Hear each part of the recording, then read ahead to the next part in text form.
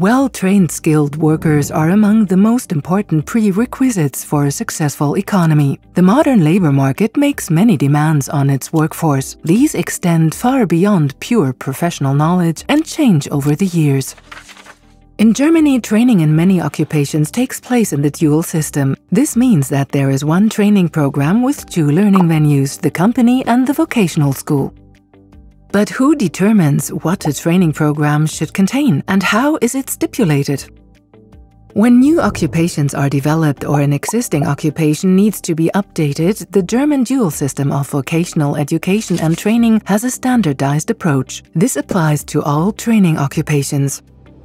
Representatives from the federal government, the federal states and the social partners, the employers and employees all come together. They jointly decide as to what will be included in the new training regulations. The federal states have an advisory vote regarding how training regulations are developed at a federal level and are responsible for the parallel development of a framework curriculum for learning contents at the vocational school. Employers are represented by their professional and umbrella associations. German employees are primarily represented by the respective trade union with responsibility for the occupational field in question. The Federal Institute for Vocational Education and Training, BIP, has the task of scrutinizing existing and new occupations.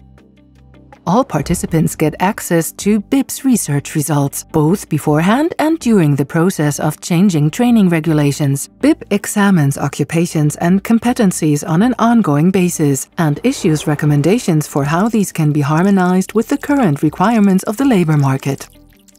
The restructuring or new development of training regulations occurs in 3 stages. Firstly, the social partners discuss the benchmarks for the occupation which is to be amended or newly created. These include aspects such as the future occupational title, the duration of training, or the examination requirements. They jointly submit an appropriate benchmark proposal to the relevant ministry responsible, usually the Federal Ministry of Economic Affairs.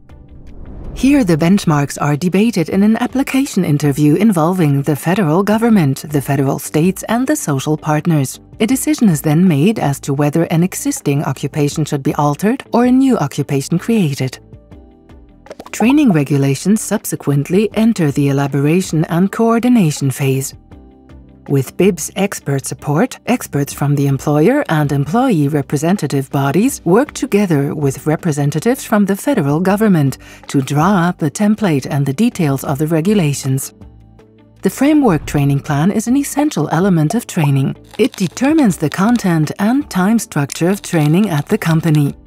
At the same time, a federal state committee consults on the framework curriculum for the vocational schools and coordinates this with the committee developing the training regulations. The draft now goes back to the BIP board, on which all stakeholders are represented. Once they approve the draft, this constitutes a recommendation to the federal government that the training regulations should be enacted in the form in which they are presented. The training regulations are subsequently adopted by the responsible ministry. Following their publication, the first trainees in the new training year will undergo training in accordance with the amended rules of an existing occupation or else will be trained in a new occupation. The system is national and standardized, and the same rules apply to all.